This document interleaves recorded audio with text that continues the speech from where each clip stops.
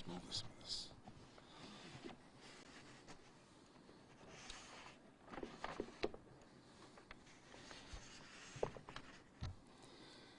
All right, good morning.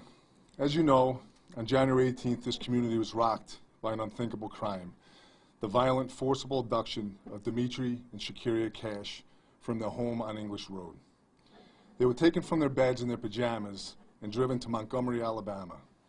Within 48 hours of their abduction, the children were located and safely returned to their family. Over the course of the past 6 weeks, the Greece Police Department led an investigation to hold those individuals responsible. Today, we are pleased to announce that 3 people have been indicted for their roles in this horrific conspiracy. Charged in this 19-count indictment are the following individuals: Dimitri Cash, Shekeria Cash, and Joe Nathan Cash. Before I turn it over to Sandra to speak about the indictment, I want to acknowledge the agencies that have helped us throughout this investigation that ultimately led to these arrests. Without their assistance, we would not be standing here today.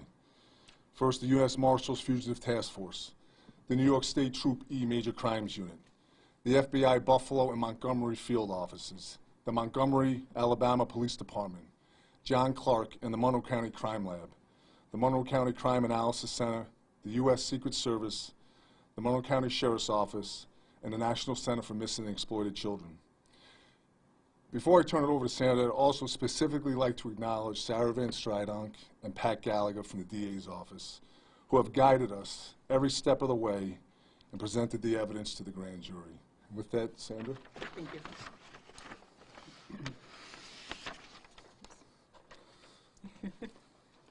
Good afternoon, everyone. At this point, I want to announce that yesterday afternoon, before Supreme Court Justice Victoria Argento, an indictment was unsealed charging Dimitri Cash, Joe Nathan Cash, and Shekeria Cash with 19 counts related to the January 19th, 2021 abduction of the 2 children from the town of Greece. And we also will have for you a copy of the indictment, but there are 19 counts. Dimitri Cash, Sr., is charged, most importantly, with kidnapping in the 1st degree, which is a Class A felony. And Ms. Pluvios and Joe Nathan Cash are charged with kidnapping in the 2nd degree. And there are other charges, and again, you'll be able to see them when you have a copy of the indictment. When they were arraigned, they were held by Judge Argento, no bail, no release. Their next court date is April 22nd.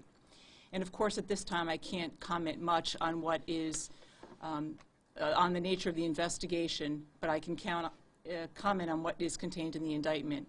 And again, this is the result of the hard and dedicated work of the Greece Police Department, the U.S. Marshals, the FBI, and the New York State Police, and most importantly, members of my office, Sarah Van Stridonk and Pat Gallagher.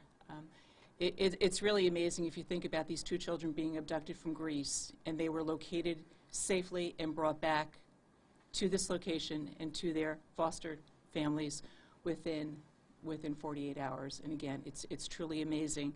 We look forward to this case being tried in Supreme Court, and again, the next court date will be April 22nd. Does anyone have any questions on that aspect of the case? Okay, thank you. Now I'll turn it over to the supervisor. Sorry, when were they arraigned, Sandra? They were arraigned yesterday afternoon at 2 o'clock before Judge Argento. It's 2 o'clock, right? Oh, 10 o'clock. I would just like to comment on behalf of all the residents of the town of Greece, first of all, to thank our outstanding work that was done in our CID department. It's second to none, and we are mighty proud of their work and their efforts. But also, when we talk about this horrific crime that was solved in such a brief time, it's almost unheard of, the turnaround time, especially when it was one that traversed many states. I'd like to thank our Chief of Police, Drew Forsythe, for his expertise and for him putting 110% into this effort every minute of the day until it was brought to a successful conclusion. On behalf of all the residents, we are so fortunate to have Drew as our chief, and I will tell you that it's through his efforts that we're able to pull together all the various departments throughout the country in such a rapid manner, and everyone responded with urgency that allowed us to have the successful outcome, which is not always, unfortunately, not always the case.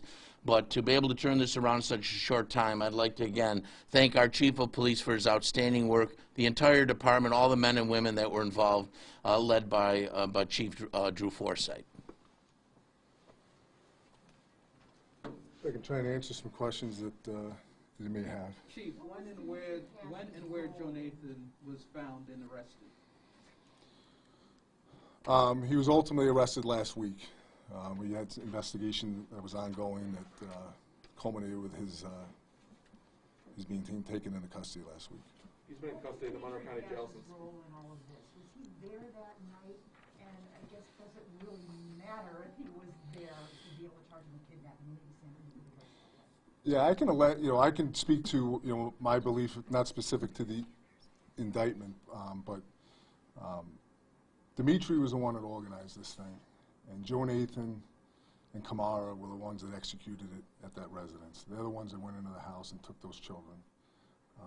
They were driven down to Alabama, so Joe Nathan had a significant role in this.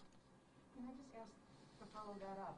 Did those two children know either of those people? So were they terrified of the people who came in and ripped them out of bed? Yeah, they were extremely upset. They didn't know who they were.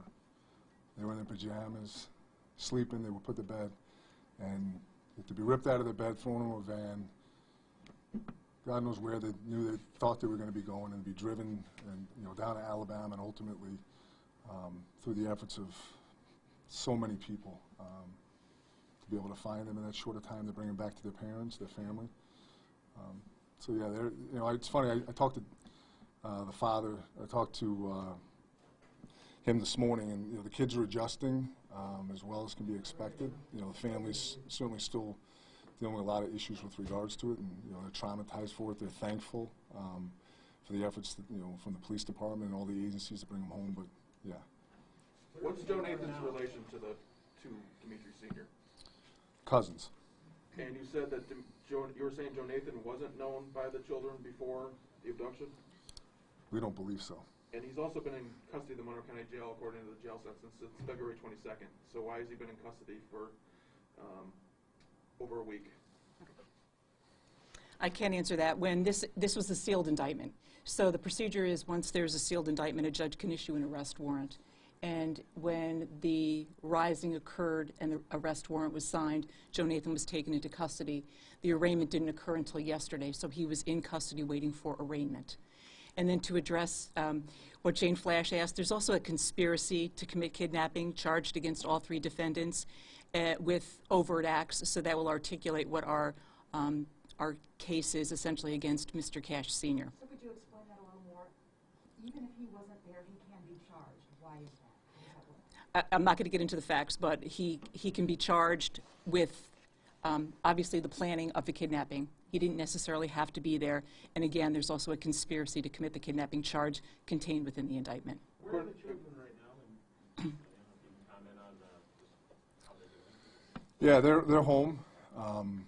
They were brought back a few days after the incident, and so they're home with their family. They're doing well. They're doing well as best can be expected. Why Alabama? What was the connection there, and where do you think they were headed? Is that going to be their final destination? Yeah, in the indictment, they rented a house down in Alabama. So it's our belief that that's where they were taking them to. Did they have a connection out to that area? I don't know offhand. I don't know whether there was some family that had some ties to that area. I don't know all those answers. And the woman who was arrested, how is she related? How did She's the girlfriend of Dimitri. Actually, if I could just clarify something, I believe he's been in custody since the 25th. Okay. Well, because that was Thursday. That was the date of the final rising when the arrest. I saw the Montgomery County Jail since it's listed the 27th. Yeah, no, it would be the 25th when the arrest warrant was signed. Okay. Just to clarify. Thank you. Do you think they were headed out of the country? Or do you develop anything that would suggest that? No, we don't, there's nothing to suggest that we're aware of that they were going to leave the country.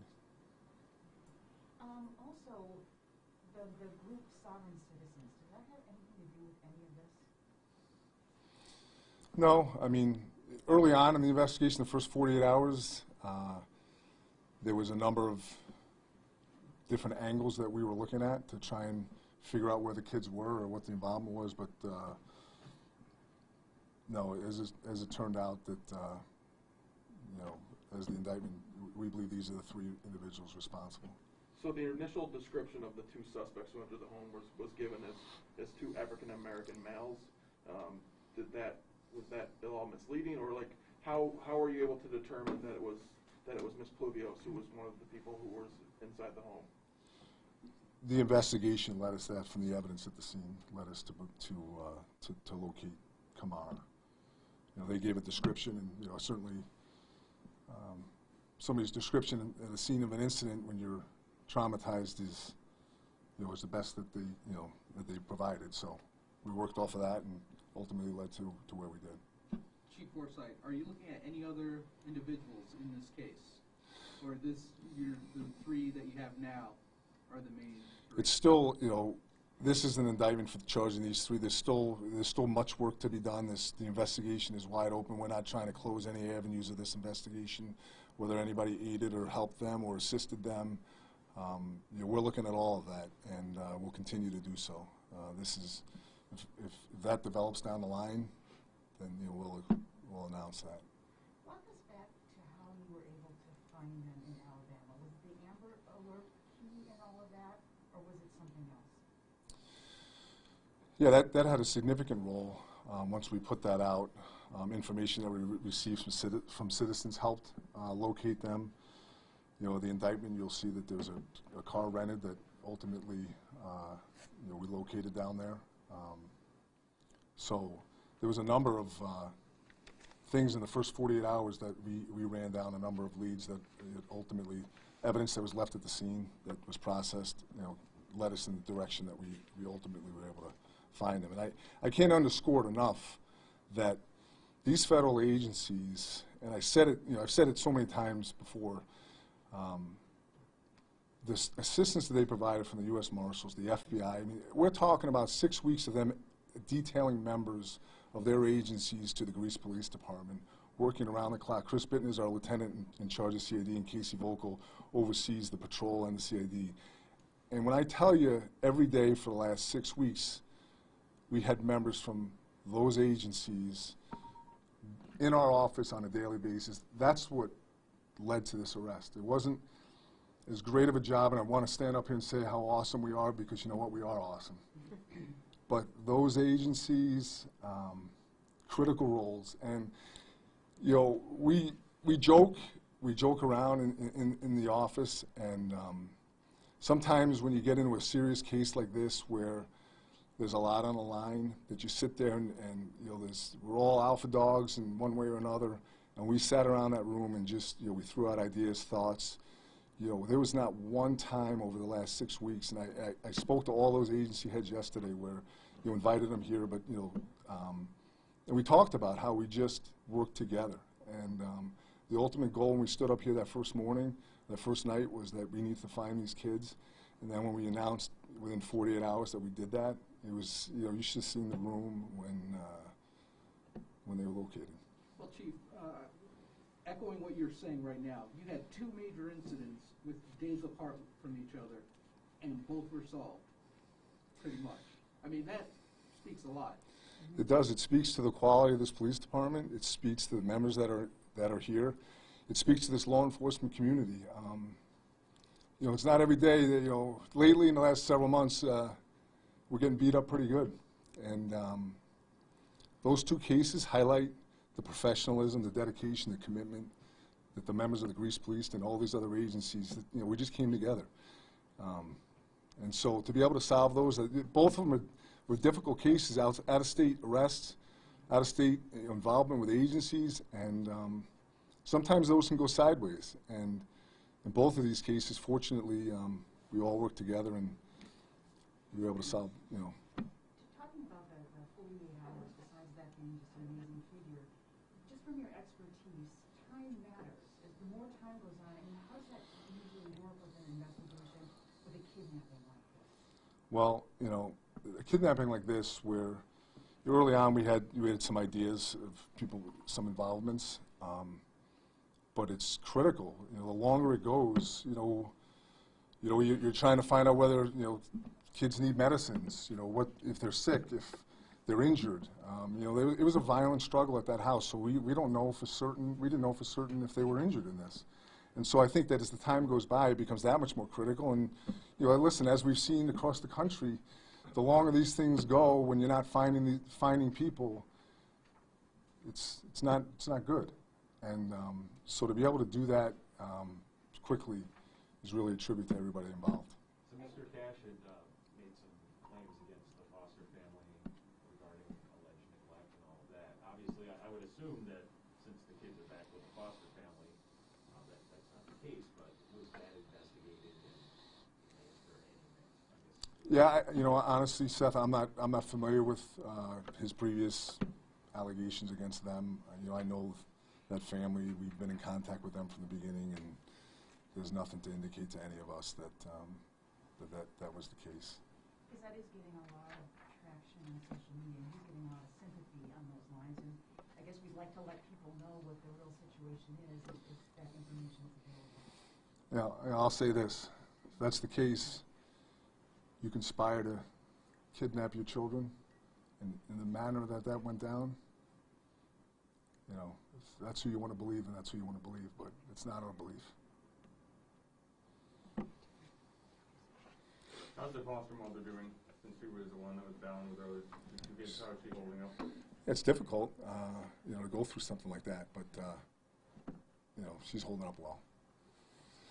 All right, I appreciate Drew, do you want me to just actually, Oh, yeah. we think we can respond. Oh, to I'm sorry. It's okay. Hi, Jane. It's Sarah Van Strydung from the District Attorney's Office. Just to comment briefly on your question and maybe things that the chief may not be intimately familiar with, but in this case, Child Protective Services was involved from start to finish. As you can imagine, when children are placed in foster care, they are actually in the custody of Monroe County and Child Protective Services. So in this case, any type of foster family, any allegations of abuse, neglect, anything like that, I can assure you are vetted thoroughly by Child Protective Services, especially in the case of a foster family. There's many checks and balances that have to be weighed in those cases. Any complaints, any calls to the child abuse hotline are investigated.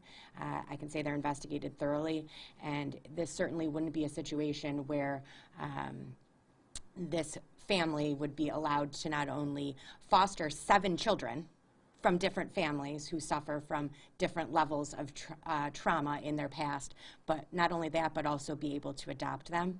I think that maybe the community and social media should think about that before they go and share these things about these people who selflessly and tirelessly devote their time to other people's children who have now become their own, and they are their family. So when everybody says they're returned to their foster family, I would like to say they're returned to their family.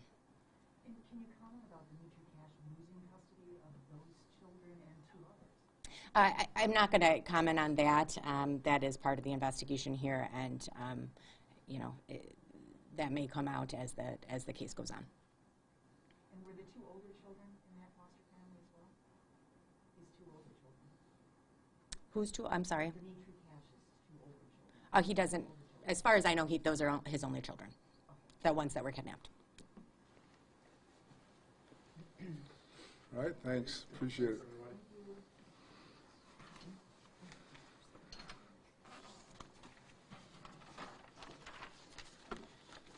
Sarah, can I actually get you to say that again if you don't know? I filmed that on slow-mo. Oh, gross. Please don't put that No, on. I'm not. I'll text you the text. Just sum up the allegations